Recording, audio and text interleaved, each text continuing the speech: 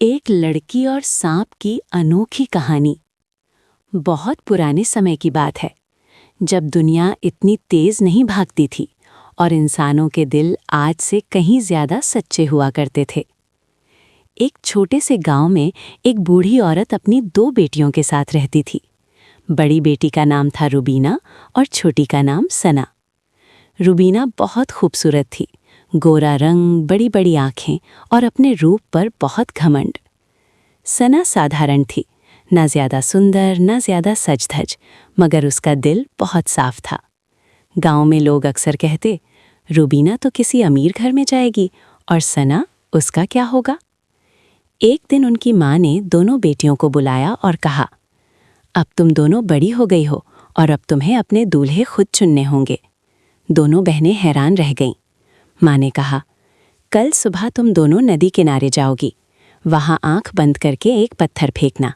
जहां पत्थर गिरेगा वहीं तुम्हारा नसीब तुम्हारा इंतजार करेगा।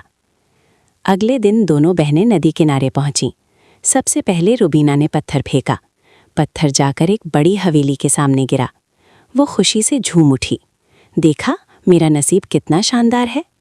अब सना की बारी आई। उसने आंख बंद की और पत्थर फेंका। पत्थर जाकर गिरा एक पुराने सुनसान जंगल के पास, जहां एक टूटी हुई झोपड़ी थी। रुबीना जोर जोर से हंसने लगी। वाह, तेरा दूल्हा तो कोई जंगली ही होगा। सना चुप रही, बस मुस्कुरा दी। रुबीना हवेली पहुंची। वहां एक अमीर परिवार था। उन्होंने उसे खुशी खुशी स्वीकार कर लिया। दूसरी तरफ सना जंगल की ओर चल पड़ी। रास्ता कठिन था, कांटे, अंधेरा और सन्नाटा, लेकिन उसके दिल में डर नहीं था। जब सना झोपड़ी के पास पहुंची, उसने दरवाज़ा खटखटाया। कोई जवाब नहीं। वो अंदर गई। झोपड़ी साफ सुथरी थी मगर खाली। तभी एक धीमी आवाज़ आई, तुम मुझे ढूंढ रही हो? सना ने देखा, एक बड़ा काला सांप सामने था। वो डर गई मगर भागी नहीं। सांप ने कहा, अगर तुम चाहो तो मैं तुम्हारा दूल्हा बन सकता हूँ। सना ने कुछ पल सोचा, फिर बोली, अगर तुम्हारा दिल साफ है तो मुझे कोई डर नहीं। सना वापस घर आई। उसकी माँ ने दोनों बेटियों से कहा, अपने अपने दूल्हों से मेरे लिए एक तोहफा लेकर आओ। रुबीना को सोने के गहने मिले, बहुत कीमती। सना फिर जंगल गई। सांप उसे एक छोटी सी डिबिया देता है, जिसमें एक चमकता हुआ पत्थर था। जब माँ ने उसे देखा तो हैरान रह गईं। ये कोई साधारण चीज़ नहीं, ये तो शाही निशानी है। अगले दिन माँ ने कहा, अब अपने अपने दूल्हों को घर लेकर आओ। रुबीना अपने अमीर दूल्हे के साथ आई। सना फिर जंगल गई।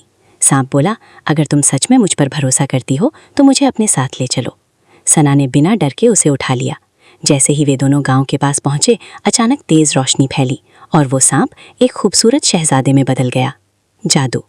शहजादे ने बताया कि मुझे एक जादूगर ने श्राप दिया था कि मैं तब तक सांप रहूंगा जब तक कोई मुझे मेरे रूप से नहीं, मेरे दिल से स्वीकार नहीं करेगा। तुमने बिना डर बिना लालच मुझे अपनाया और आज मेरा श्राप टूट गया।